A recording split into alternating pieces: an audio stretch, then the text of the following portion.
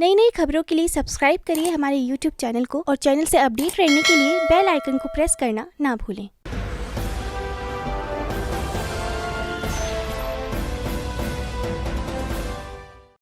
नमस्कार, मैं प्रकाश कुमार पांडे और आप सबका स्वागत करता हूं बुलंद मीडिया ग्रुप में। आज बुलंदी की बात में बुलंद हिंदुस्तान के साथ हमारे साथ एक बहुत ही विशिष्ट अतिथि जुड़े हुए हैं, जो कि स्वभाव से बहुत ही मृदुल और सौम्य हैं और वे बहुत ही बच्चों से लेकर बुजुर्गों तक में बहुत ही चर्चित हैं और प्रायः इन्हें लोग प्यार से बाबा साहब या दादा या बाबा जी करके बुलाते हैं। तो हमारे साथ मौजूद है छत्तीसगढ़ के स्वास्थ्य मंत्री और कांग्रेस के दिग्गज नेता श्री टी.एस. सिंहदेव जी। स्वागत है सर आपका।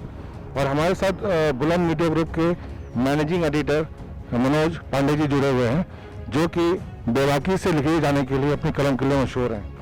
तो सिंहदेव जी, पहला सवाल कि कोरोना का जो नया स्ट्रेन आया है N440, इसके बारे में जनता एक आपसे जानना चाहती है कि ये असल में क्या है और हमें इससे कैसे बचना चाहिए। कोई विशेष चिंता की बात नहीं है और जो नया स्ट्रेन है ये एक म्यूटेशन है जो कोरोना की जेनोम जेनेटिक सीक्वेंस है उसमें और किसी भी ऐसे वायरस में अन्य जीवों में परिवर्तन होते रहते हैं। लगातार म्यूटेशन जिसको कहते हैं, परिवर्तन होते रहते हैं। उनके जो जेनेटिक की सीक्वेंसिंग होती है ऐसे स्पाइरल के रूप में कहीं कहीं हम लोगों ने देखा है उसको चित्र में।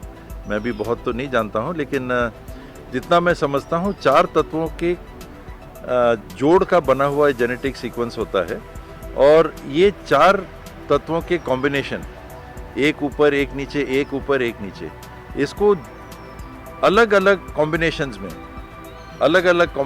में और अलग अलग सीक्वेंस में चलता है। कहीं 10 बार एक ही सीक्वेंस चलेगा, फिर ब्रेक होगा, फिर दूसरा कॉम्बिनेशन आएगा, फिर 50 चलेगा, फिर 10 आएगा, फिर 2 आएगा, फिर 1 आएगा।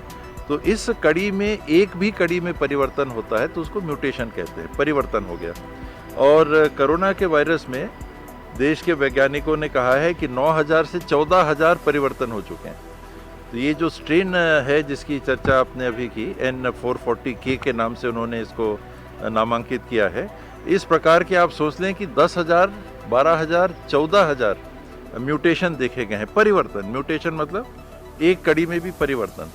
ये जीन के सीक्वेंस से ही कहते हैं कि हमारे बालों का रंग, हमारे स्किन का कलर, हमारी शरीर की बनावट, उंगलियों की बनावट, पाँव की बनावट इत्यादि, ये सब जो है ये जीन से कंट्रोल होता है, ऐसा वैज्ञानिक बताते हैं। और कहीं भी एक परिवर्तन होना, उसमें उसको म्यूटेशन बोलते हैं। तो यही म्यूटेशन हम कोरोना के वायरस में भी देख रहे हैं। ये खतरनाक ना हो इस बात की चिंता रहती है कि अभी तक हमने जितने म्यूटेशन को जाना उसके हिसाब से हमने वैक्सीन बना दी। जो वैज्ञानिक हैं वो क्या करते हैं कि ये स्ट्रेन पकड़ा, उसकी जेनेटिक सीक्वेंसिंग की, उसको मारने के लिए क्या करना पड़ेगा उसमें शोध करके वैसा उपचार वो बना देते हैं। अब जिसको मारना है वही बदल गया तो उपचार काम करेगा कि नहीं। तो अभी तक जितने बदलाव आ रहे हैं, ये जो वैक्सीन्स बनी हैं उनको मारने की क्षमता रखती हैं। कोई ऐसा स्ट्रेन सामने नहीं आया है जिसको कि जो वैक्सीन्स हैं वो प्रभावित ना कर सकें। तो इसलिए चिंता की बात नहीं है।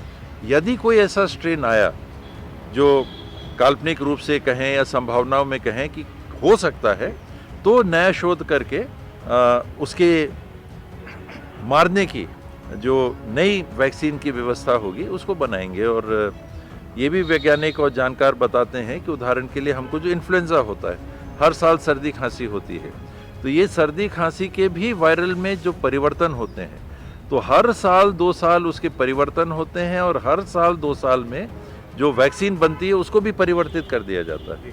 तो वैज्ञानिक शोध में इतनी क्षमता और जानकारी आजकल रखते हैं, इतने रिकॉर्ड रखते हैं, जेनेटिक रिकॉर्ड रखते हैं कि कहीं भी परिवर्तन आता है तो उसको कैसे हमको ठीक करना है या मारना है उस बीमारी को, उसका शोध कर लेते हैं। तो बहुतों का मिला है, कुछ का नहीं मिला है, जैसे एड्स इत्यादि के हमको जानकारी है, लेकिन वैज्ञानिक शोध अभी उसको ख़त्म करने की विधि नहीं ढूंढ पाए। तो कोरोना के लिए अभी चिंता की बात नहीं है, लेकिन बहुत सतर्क होने की बात है। लगातार वैज्ञानिकों को शोध करते रहने की स्थिति है और कर भी रहे हैं। कि कोई ऐसा अगर स्ट्रेन आया जिस पे वैक्सीन का प्रभाव नहीं पड़ेगा तो उसके लिए नए वैक्सीन या नए प्रकार की वैक्सीन बना।